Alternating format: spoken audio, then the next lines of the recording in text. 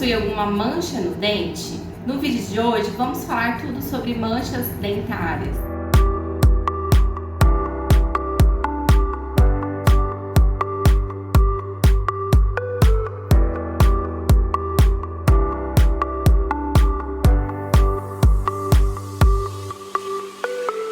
Olá, meu nome é Gabriele Gironi, sou dentista aqui da Clínica Oramax e no vídeo de hoje vamos conversar sobre as manchas nos dentes. Existem dois tipos de manchas: as manchas extrínsecas, que são causadas por agentes externos, e as manchas intrínsecas, que são aquelas que estão dentro do dente. As manchas extrínsecas, elas podem ser causadas por agentes externos, então cigarro, né, a nicotina do cigarro, até mesmo o tártaro, o biofilme que vai se acumulando no dente, vai formando tártaro.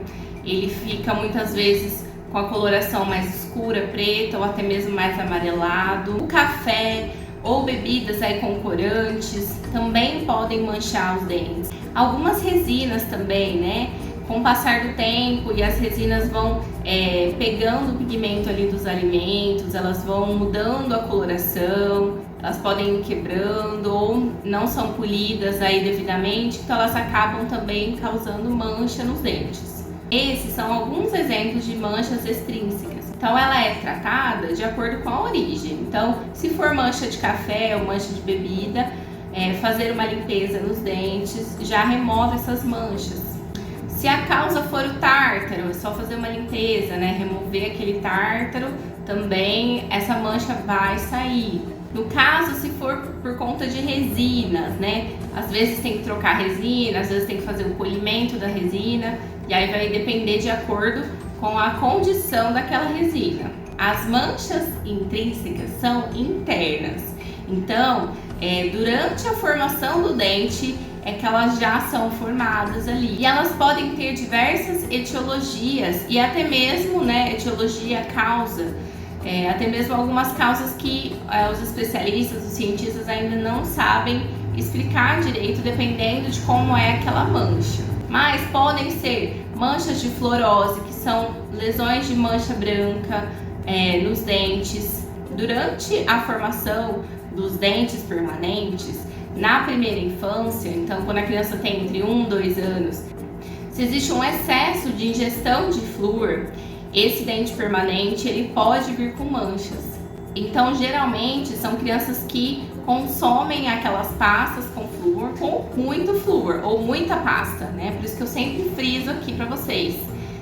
A pasta é bem pouquinho que coloca na escova, não precisa colocar aquele tantão. Então, às vezes a criança não tem muita noção disso e fica ali a ela colocar, né, não os pais, então ela acaba ingerindo muito flúor.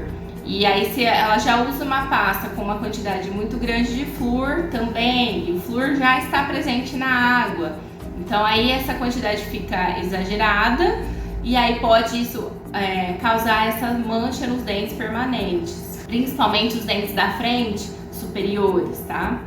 E eles se formam aí nessa primeira infância, entre 1 ano, 2 anos. Então, pais, fiquem atentos à quantidade de pasta que você coloca na escova. Verifique ali a quantidade de flúor que tem na pasta e o que o dentista recomendou. Porque cada caso, né, cada paciente necessita aí de uma pasta específica. Mas, hoje em dia, a gente já recomenda uma pasta com flúor quando a criança já tem vários dentes na boca.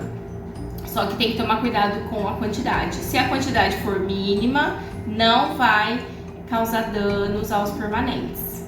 Outra mancha aí que pode ter nos dentes é o HMI. HMI significa hipomineralização do molar incisivo. O que significa esse nome gigante, né? Existe um defeito na formação do esmalte do dente quando o dente está sendo formado. Então, nessa época aí da primeira infância. Quais são as causas do HMI? Podem ser inúmeras, podem ser problemas aí sistêmicos, ou seja, de saúde que a criança enfrenta, infecções recorrentes, pode ser até mesmo uma falta de vitamina, uma febre muito alta, tudo que pode ter debilitado a saúde da criança nessa época, enquanto os dentes permanentes estão se formando, esses dentes primeiros ali, né? Então, os incisivos são os dentes da frente e os molares do fundo também, geralmente na mesma época. São os dentes que geralmente são mais afetados, porque essa fase, primeira infância, a criança fica muito doente. E tem muitos pais que falam, ela tomou muito antibiótico, então isso enfraqueceu o dente. O antibiótico enfraquece o dente? Não está relacionado a isso. É que o HMI, dependendo do grau que ele é afetado ali, o dente, ele pode ser mais severo ou mais ameno. Quando ele é mais severo, ele realmente enfraquece o dente. O dente ele fica mais amarronzado, ele fica mais quebradiço, né? Fica mais frágil, mais suscetível à cárie. Então é um dente que requer realmente mais cuidados e ele pode sim quebrar com mais facilidade, mas não por conta de algum medicamento que ele tomou, e sim por conta desse defeito na formação do esmalte, que pode estar relacionado a esse problema de saúde que a criança teve ou não. Então os pais falam assim, agora ela está tomando remédio e esse remédio enfraqueceu os dentes. Não, isso não existe, isso é um mito, tá? O que estraga muitas vezes o medicamento é o excesso do açúcar. Como tem muito açúcar nos medicamentos, isso pode causar assim, lesões de cárie, então tem que ficar atento a isso. Mas não que isso enfraqueça o dente no sentido da estrutura dele. E por conta do remédio ele vai ficar mais fraco, ele vai quebrar e tudo mais. Então, pacientes que têm HMI, que têm esse defeito na formação do esmalte, eles têm que vir com mais frequência no consultório. Tem que sim visitar o dentista. Às vezes tem que fazer uma proteção desse dente, porque os pacientes podem ter sensibilidade, além dessas quebras, né? Ou ficam mais suscetíveis à cárie. Então, tem que fazer um tratamento ali controlado, com frequência ao dentista. Usar uma pasta específica, porque muitas vezes ele dá sensibilidade mesmo. E se afetar a estética, né? Então os dentes da frente, as crianças se incomodam bastante, tem que fazer um tratamento estético, porque a autoestima da criança é muito importante e não deve ser negligenciada. Então hoje existem muitos tratamentos ali que podem ser até provisórios quando a criança, né, atingir a adolescência, para fazer um tratamento mais definitivo, mas que ela possa se sentir confortável. Esses dias mesmo fizemos um caso no consultório onde a criança se incomodava com algumas manchas brancas, que muitas vezes nós não se incomodamos, nós não achamos feio nem nada, mas a criança estava incomodada. São manchas ali que parecem com fluorose, manchas internas durante a formação do dente, que às vezes a gente não sabe muito bem a causa, mas que incomodava a criança. Então a gente fez esse tratamento. Para quê? Para que a criança ficasse feliz, ela sorriu, ela não tinha mais vergonha de mostrar os dentes. Isso é muito importante.